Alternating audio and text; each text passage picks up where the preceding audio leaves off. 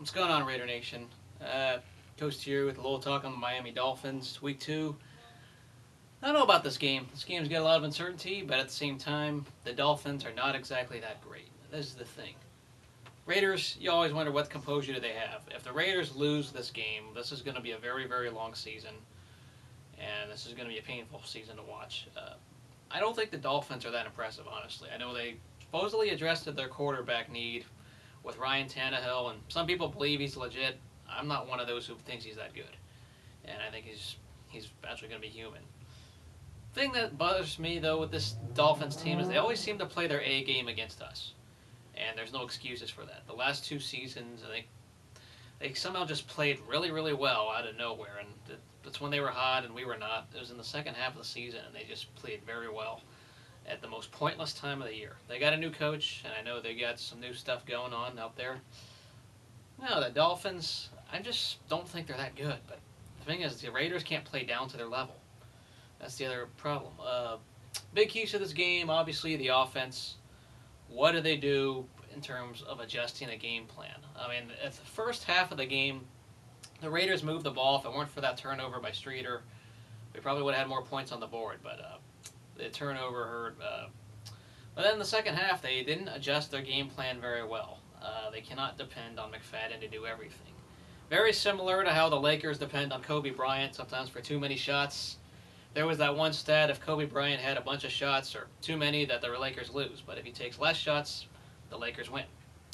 It's pretty similar to this. If the rest of the team plays well, we don't have to depend on McFadden on every play, which we can't do that. The receivers got to learn to get open. Specifically, I know there's inexperience. Jacoby Ford's out for the season, pretty much, and I'm not feeling good about that. It's bad when you only got 2 guys that are experienced as wide receivers before this year. I know Hagan kind of bounced with us last year a bit before getting cut, but Heyward-Bey and Denarius Moore, the only 2 guys with experience. I'm not looking forward to this wide receivers group, and Streeter and Kreiner and Hagan. Those are guys that are inexperienced. They're all rookies or journeymen, not proven.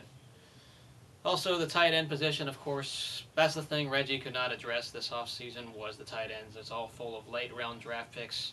Brandon Myers is, for the most part, a blocking tight end. I know we caught some balls, and so same for Osbury, but they're late-round picks. I don't expect a whole lot of these blocking tight ends to be doing a whole lot.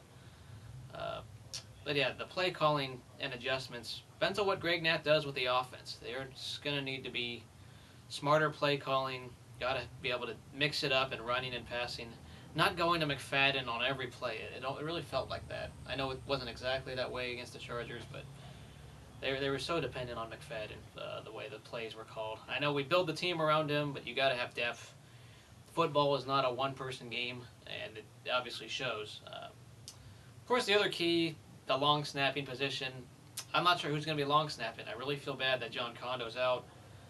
He was a Pro Bowler. People forget that he was one of the Pro Bowlers in the AFC for long snapping, so you just kind of take it for granted, the long snap, and you don't realize it's bad until you see it, which we saw Travis Gaethel struggle.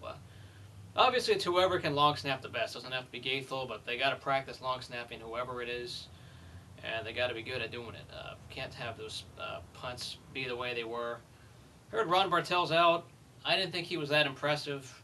Just someone's got to step in and step it up. The secondary is still very unproven to me.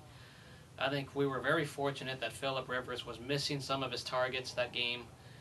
There were times that the receiver was open and we got lucky. So I know the defense as a whole looked okay, but the pass rush has got to be a lot better in the second half because the pass rush was not there or not strong enough when it mattered most. Reggie Bush on the ground, we got to stop him. We did a good job against the Chargers, but the Chargers also don't like to run the ball, so that's probably another thing. I don't know how good our run defense really is. I know last week it looked really good because of the Chargers not running it much, but we got to see what happens against Reggie Bush and company in the Dolphins. So that's pretty much it with this game. Let me know what you guys think. Still pretty negative on these receivers. I'm not liking what I'm seeing. If guys are not going to get open and we just got to dump it to McFadden every play. We just can't do that. Can't happen. And said before, if we lose this game, it's going to be a very, very long, tough, painful year because we could be starting out the season 0-4. I hate breaking the truth, but that's just how I see it. That's how I see things going. Till then, see you guys later. Go Raiders. Oh yeah, and by the way, owners, Gary Bettman players, get a deal done. Please, I'm begging, just begging. Get a deal done, because this could be a very, very long off season that I don't want to see. I don't want to see a shortened year. This is going to be a very hard time if you're a Sharks fan. A lockout will hurt the Sharks probably more than any other team. If we're locked out in 3 days, you're going to get a video with a little bit of rants if there is a lockout. Get a deal done, please, please.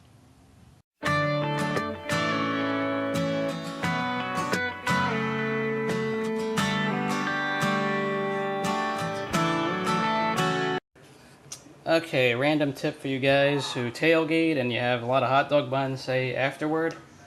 I recommend that you guys obviously don't throw your buns away, but instead of eating a bunch of hot dogs, or if you have leftover hot dogs, you can always make an ice cream sandwich out of these, or a banana split. What you do is you just stick the hot dog bun, put some ice cream in it, some syrup, some fruit, some banana. It looks kind of like this.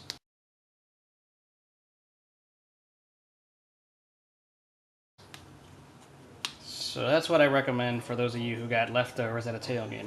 Make an ice cream sandwich with the hot dog bun. Believe me, it works. So catch you guys later.